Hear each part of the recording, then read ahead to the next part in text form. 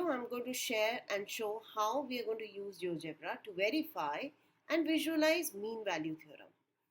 The mean value theorem says that if a function f is continuous on the closed interval and differentiable on the open interval, then there exists at least one value in the interval such that the derivative of the function f, that is nothing but the slope of the tangent at that value, is equal to slope of secant of the function.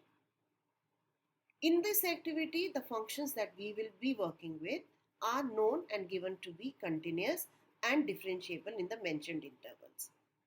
We need to focus on verification of the conclusion.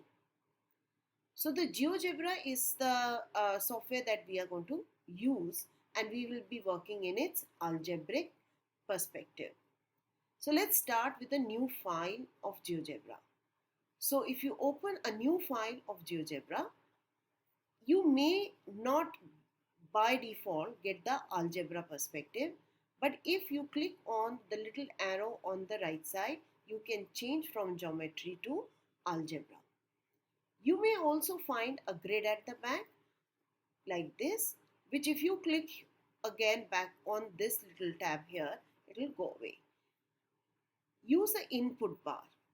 Input bar, if again not visible by default, can be activated by going to the view menu and then selecting input bar.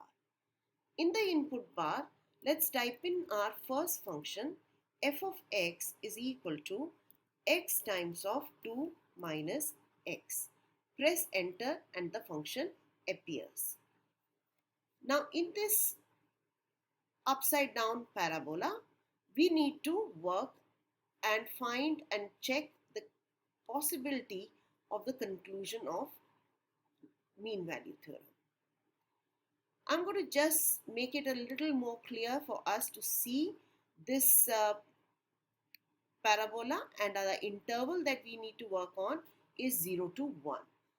So to get the points A and B, again in the input bar, let's type in 0, f of 0.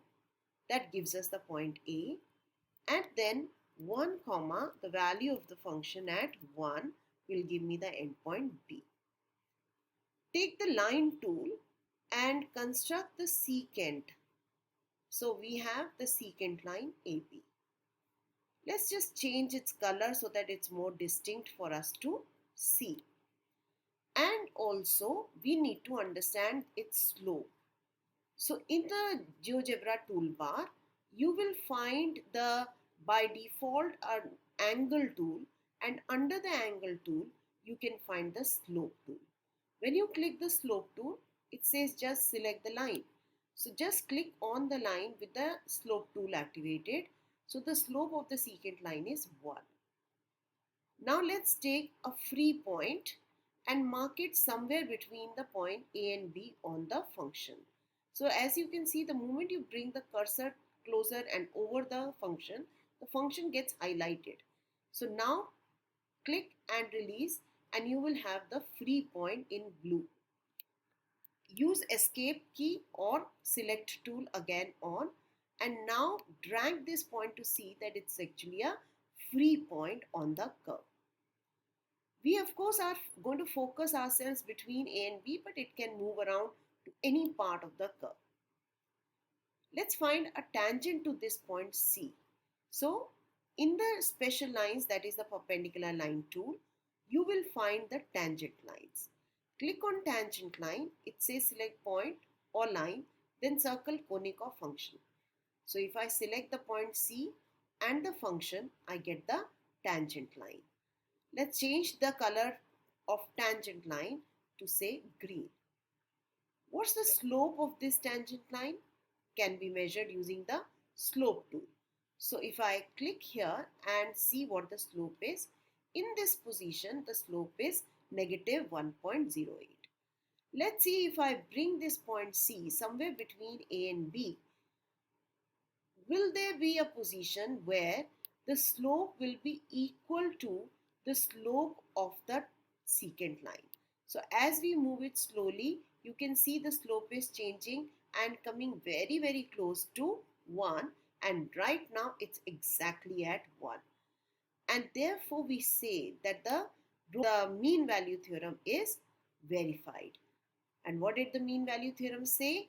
That the slope of the secant line must be equal to the slope of the tangent line at that point.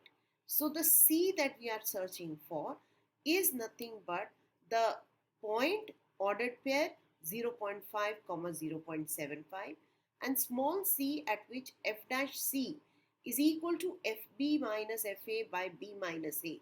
The slope of the secant is 0.5 and it does lie between the interval, open interval 0 to 1. And that gets your theorem verified. Now in this activity, we would require you to get us this graphic inserted into the activity sheet. To do that, if you go to File and there are options of export, and in this option choose graphic view to clipboard. So when you click on graphic view to clipboard, the graphic view get copied. Go back to your activity sheet and find the place where the function is. In this box, I have already entered the values of A and B. We will fill up the rest, but before that, I'm going to paste the image that we have copied into this little box. So, Control V will give you the image.